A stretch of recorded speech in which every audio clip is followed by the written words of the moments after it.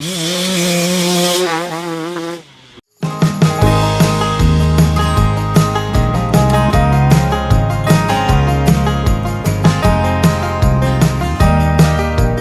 I'm Ron Lawson, and thanks for tuning in to Dirtbike's off-road video series. We were big fans of 200cc two-strokes back in the day, and who wasn't? It turns out that those days aren't really gone. This is the 2024 Beta 200RR, which is one of very few 200cc two-strokes now available in the US. The only other one is the Riehu MR200, which is a very different bike. Aside from being fairly rare, the Riehu is based on a 250cc two-stroke, whereas the Beta's basic platform comes from a 125. Back in 2019, the guys at Beta started with the then new 125RR. They punched it out to 190cc's and added electric start with oil injection. The 200RR has evolved since its introduction, but it still uses a ball ramp driven power valve. You do get to alter the power delivery somewhat through a map switch, which is located right in front of the fuel tank filler. There's a sunshine emoji for the aggressive map and a rain cloud for the mild setting. The 6-speed gearbox is identical to the 125's, but with much taller final gearing. There's no kickstart, but there is still a place to put one if you don't trust the button. Beta sells a kit for that guy. The chassis is similar but not identical to the one for the 250 and the 300RR. It's just a little smaller in some dimensions. The weight without fuel comes in at 223 pounds on our scale. The fork is an open cartridge Sachs,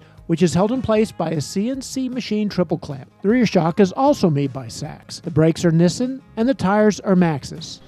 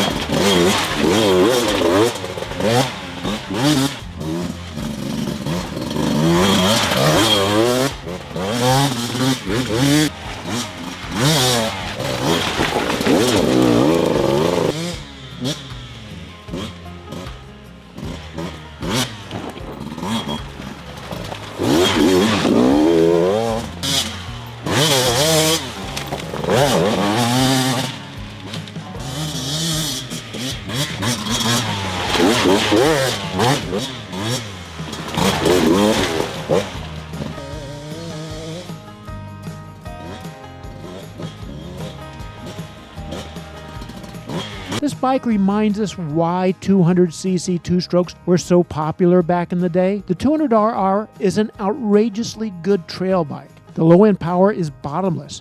You almost can't stall it by accident. It has considerable flywheel effect, and beyond that, the 200 produces real torque. The jetting is flawless too. It doesn't load up even after long periods of partial throttle. There's no detonation, and it starts easily, then warms up quickly. After making such surprising low end, we expected it to go kind of flat on top, but that's not the case. The 200 actually revs out past 9,000 RPM, just like most 250cc two-strokes. Peak power is decent, but no more than that of a good running 125. The only place where the 200 surrenders ground to more competition-oriented bikes is in between the two extremes. When you're in the middle RPM range and you want to conjure a quick burst of acceleration, you expect a quick dab on the clutch to do the job. That's not the result. The 200 more or less continues on its planned course regardless of clutch use. It gains power and RPM in a very linear fashion. That's one reason it's so unstoppable in difficult terrain. The 200 plods forward at its own pace, always finding traction, always making progress.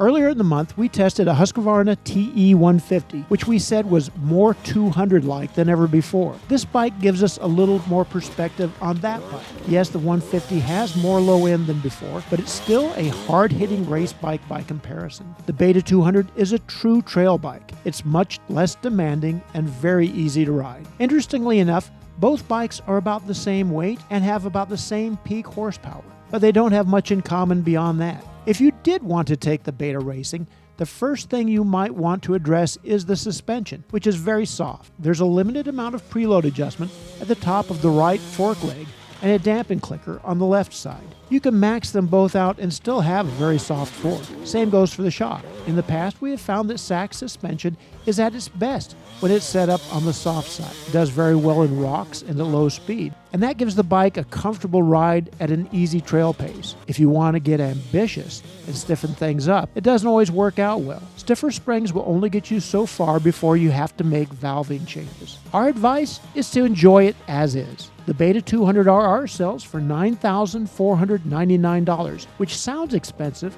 until you look at what KTM and Husqvarna are asking for similar bikes.